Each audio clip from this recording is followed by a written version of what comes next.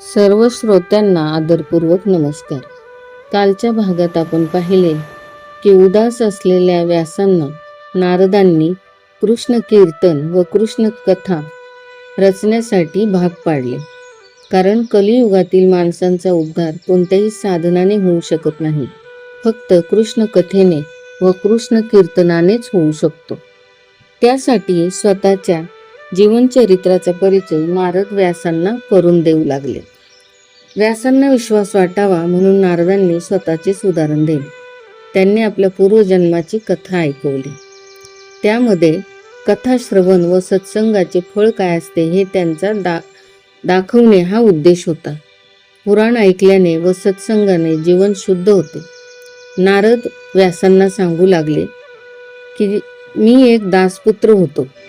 मला आचार विचारांचे काही भान नव्हते, पण मी कृष्ण चरित्र ऐकत होतो आणि त्यानुसार माझे जीवन बदलत होते. आणि ही सगळी नारदांच्या सद्गुरूंची कृपा होती. व्यास नारदांना म्हणाले, आपल्या पूर्वजन्माची कथा काय आहे ती सविस्तर मला सांगा. त्यावेळेस नारद सांगू लागले की ज्या वेळेस नारद 7-8 वर्षाचे होते तेव्हाच त्यांचे वडील वारले. त्यांची आई दासीचे काम करत असे आणि नारद नेहमी भिल्लांच्या मुलांबरोबर खेळत असत. परंतु एकदा एके दिवशी त्यांचे पुण्य उदयास आले आणि ज्या ठिकाणी नारद राहत होते त्या ठिकाणी काही साधू आले. गावकरी लोकांनी त्या साधूंना चातुर्मासात त्या ठिकाणी राहण्याची विनंती केली आणि त्यांच्या सेवेसाठी मला नियुक्त करण्यात आले. मग नारद त्या साधूंच्या पूजा अर्चेसाठी फुले आणत, पत्री गोळा करत, त्यांची दुसरी इतर कामेही करत. एका विधवेचा हा मुलगा आहे आणि हा प्रसादही आपल्याकडेच घेईल आणि राहील देखील आपल्याजवळच, असे त्या साधूंनी निश्चित केले. त्यानंतर नारदांना केवळ संतांचे दर्शनच नव्हे तर त्यांच्या सेवेचा देखील रोज लाभ मिळत असे. जोपर्यंत कुणा महापुरुषांची प्रत्यक्ष सेवा घडत नाही तोपर्यंत मनामधील वासना विकार नष्ट होत नाहीत, आतले विकार जात नाही. आणि नारदांचे गुरुदेव हे खरे संत होते, प्रभू भक्तीत रंगलेले होते. ते जणू काही साक्षात प्रेमाची मूर्तीच होती. गुरु उठण्यापूर्वीच नारद उठत असत. त्याचबरोबर पूजेसाठी तुळशी फुले आणून ठेवत. त्यांचे गुरुजी दिवसातून 2-3 वेळा प्रवचन करत असत. सकाळी ब्रह्मसूत्रांवर चर्चा करत असत आणि रात्री श्रीकृष्ण चरित्र सांगत असत. नारदांना बालवयात या कृष्ण चरित्राची फारच गोडी लागली होती, कारण गुरुजींचेच इष्टदेव बालकृष्ण होते. मग दररोज ते बालस्वरूपाची आराधना करत असत, कारण बालकृष्ण हे लवकर प्रसन्न होतात. मग अशा प्रकारे नारदांचा प्रत्येक दिवस हा कृष्णाच्या बालकथेमध्ये रंगून जाणारा ठरत असे.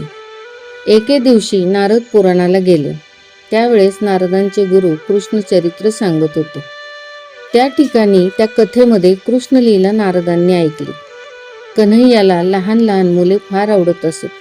कथा ऐकून नारदांच्या मनात कृष्णाबद्दल प्रेम उत्पन्न झाले. कृष्ण चरित्र म्हणजे प्रेम कथाच होय. कृष्ण कथेमध्ये योग्यांना, स्त्रियांना, मुलांना सर्वांनाच आनंद वाटतो. कृष्णाची कथा ही अशी दिव्य आहे की ती सर्वांना आनंद देते. मग नारदांना सुद्धा या चरित्रात खूपच गोडी वाटू लागली. त्यांचे खेळणे बंद झाले. श्रीकृष्ण कथेत गुरुदेव तर अगदी रंगून जात असत आणि त्याचबरोबर इतर श्रोते आणि नारद सुद्धा या कृष्ण कथेमध्ये रंगून जात असत. एके दिवशी सर्वांचे जेवण झाले. जेवण झाल्यानंतर नारद उष्ट्या पत्रावळी उचलत होते, कारण शेवटी ते दासीपुत्र होते म्हटल्यावर त्यांना आधी कोण जेवायला देणार. गुरुजींनी ज्यावेळेस नारदांना ही सेवा करताना पाहिले तेव्हा त्यांना खूप वाईट वाटले. गुरुजींनी नारदांना जवळ बोलावले आणि विचारले, हरिदासा, तुझे जेवण झाले का? नारद म्हणाले, नाही. मग गुरुजींना नारदांची दया आली आणि ते म्हणाले की हा मुलगा केवढा शहाणा आहे. त्याने सर्व कामे उरकली पण अजून अन्नाचा एक कणही घेतलेला नाही. पाहूया उद्याच्या भागात नारदांना गुरूंनी कोणता प्रसाद दिला आणि त्याचा परिणाम काय झाला.